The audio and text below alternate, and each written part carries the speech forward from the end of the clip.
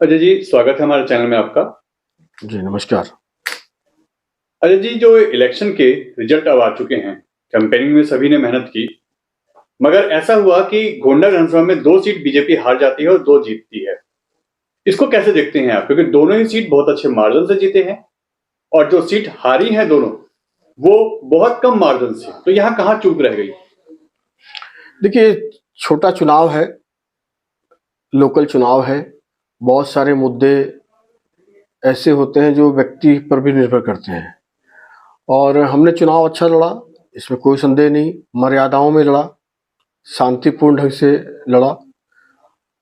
हम पब्लिक में गए, बहुत सारा निवेदन किया, जो उन्होंने माना वो भी ठीक, जो ना माना वो भी ठीक। अब इसको कई दृष्टि से देख सकते हैं कि इसका एक पैमाना नहीं है हार-जीत का। अगर आप देखें तो उसमें बहुत सारी चीज़ें ऐसी भी हैं कि जो 2 प्रत्याशी जीते हैं विपक्ष के, वो दोनों पिछली बार चुनाव हारे थे। कहीं न कहीं वो लगातार लगे रहे, ये भी मैं मानता हूँ और सिम्पैथी भी थोड़ी गेन करे, ये भी मैं मानता हूँ। एक कारण बना। दूसरा कि अ, हमारा तो संगठन चुनाव लड़ता है, दोनों व्यक्ति नए थे और कोशिश की हमने। अगर पूरी विधानसभा की दृष्टि से देखूं मैं, तो हमने अभी भी 2/3 बूथ जीती हैं और विधानसभा भी लगभग 9,500 से ज़्यादा की मार्जिन से हम विधानसभा जीते हैं। पर यह हमारा आत्मसंतोष का कारण नहीं हो सकता। जहाँ भी और भी कमी रह गई है हम उसे दूर करेंगे। सेवा पहले भी करते थे, कई जगह मुझे ताज्जुब भी लगा जहाँ हमने बहुत अच्छे ढंग से विकास के काम किए हैं, उनकी बरसों पुरानी लंबित मांगों को क्षेत्र की पूरी की है। वहाँ भी हम कहीं चुनाव कई बूथों में हारे हैं। वह हमारे लिए ज़रूर आकलन का विषय है कि वहाँ पर हम क्यों हारे। तो निश्चित रूप से हम और मेहनत करेंगे और जो लोग जीत कर आए हैं, मेरी पार्टी के 2 लोग हैं, वो तो मिलकर साथ काम करेंगे ही। बाकी भी दोनों अपना काम ठीक से करें, रचनात्मक सहयोग मेरा रहेगा, मिलकर चले। जन सेवा का व्रत उन्होंने लिया है, उसे पूरा करें। एक विधायक के नाते मैं पारदर्शिता भी रखूंगा और कोशिश करूंगा कि सभी लोग मिलकर काम करें, जिससे जनता की सेवा का व्रत जो अलग अलग माध्यमों से, अलग अलग विचारधारा से है हम लिया है, उसमें कोई दिक्कत ना आए। ऐसा भी सुनने में आया है कि जो दोनों कैंडिडेट थे, भजनपुरा और ब्रह्मपुरी के, उनको लोगों ने ये कह के नकार दिया या उनको इस तरीके से सपोर्ट नहीं दिया गया कि वो नए हैं, उनके क्षेत्र में पकड़ नहीं है, लोगों में कनेक्टिविटी नहीं है और कहीं ना कहीं संगठन ने भी उनका सपोर्ट नहीं किया। ये अंदरूनी खाने उनके लिए बहुत नुकसान का कारण बना है। शायद इसी कारण ये सीटें हार गए आप लोग। देखिए, हारने के बाद समीक्षा के कई तरीके होते हैं। मैंने अभी जो समीक्षा आपको बताई वो सकारात्मक बताई है, नकारात्मकता के साथ भी समीक्षा हो सकती है।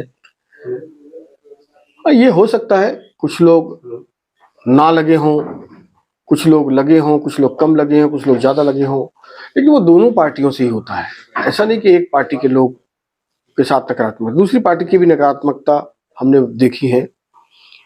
तो उस विषय पर जाने से बेहतर है कि हम जनता के फैसले को सम्मान दें, उसको माने और उसको सिरोधार्य करके जनसेवा का काम करें। इसमें विपक्ष ने एक नया मुद्दा जोड़ दिया है कि 2 लोग जो पसंद थे मनोज तिवारी जी की, सांसद जी की, वो दोनों जीत गए। जो विधायक जी के कैंडिडेट थे, जो उनकी पसंद से थे, वो दोनों हार गए।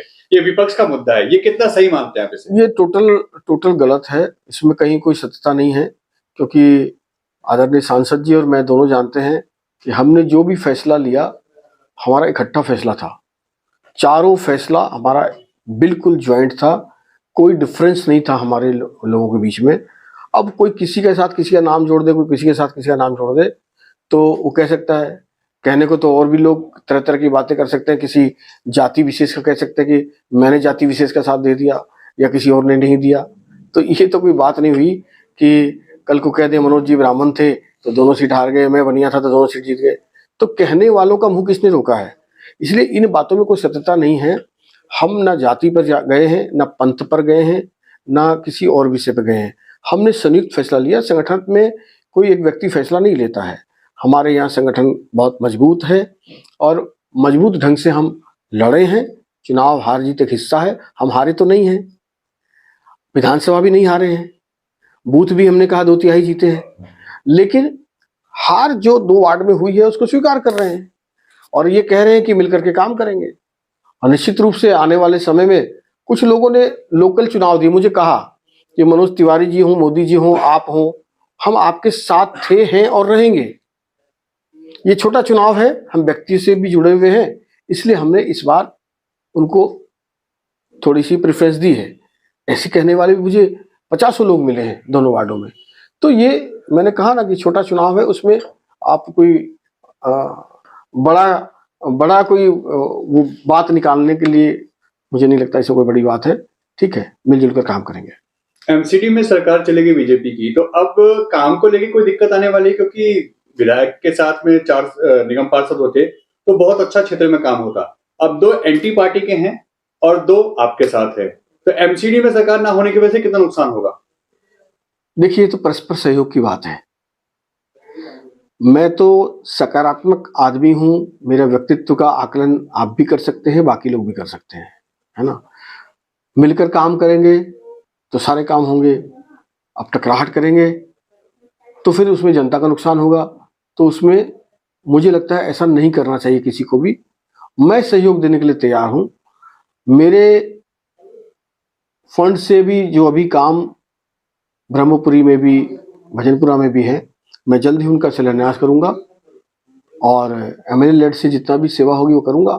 बाकी वो लोग भी जनसेवा करें।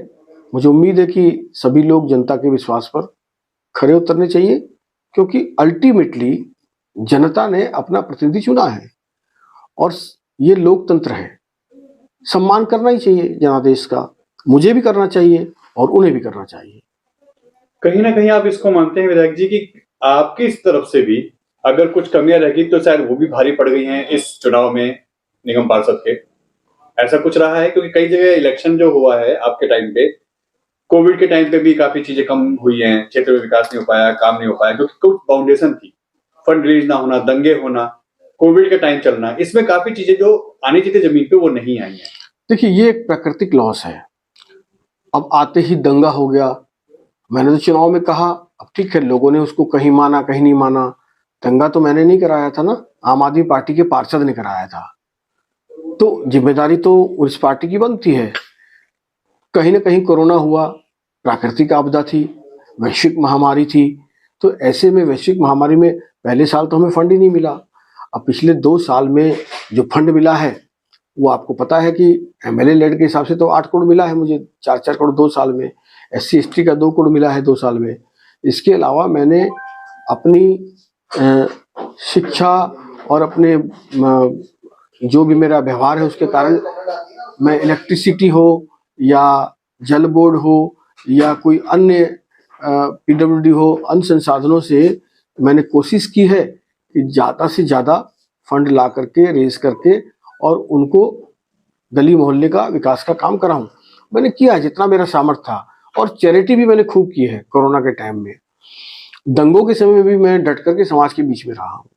तो अपनी तरफ से तो मुझे नहीं लगता कि मैंने कोई कमी की है, फिर भी उसका आकलन करूंगा और कहीं कोई और भी कमी रह गई होगी तो उसे दूर करूंगा, क्योंकि मैंने हमेशा कहा है, मैंने जीवन भर सकारात्मकता से सोचा है, सकारात्मक पॉलिटिक्स की है और आगे भी इसी प्रकार सेवा करता रहूंगा। इसको आप किसकी हार देखते हैं? पार्टी की हार देखते हैं, विधायक की हार देखते हैं, सांसद की हार देखते हैं, या उन क्षेत्र की जनता का मूड चेंज हो रहा है यहाँ से, क्योंकि बीजेपी का गढ़ कहलाता है गोंडा विधानसभा? इसको आप कैसे देखते हैं? देखिए, ऐसा कुछ नहीं है, ये हार, हम हारे नहीं हैं।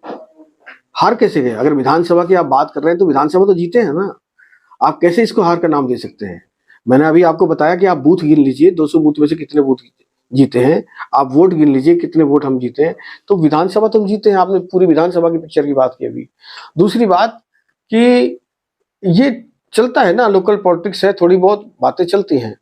अब इसको आप किसी रूप में देखें, ये तो आपके नजरिए पर निर्भर करता है। मेरा नजरिया बड़ा साफ है और मुझे लगता है कि भविष्य में हम और बेहतर करेंगे।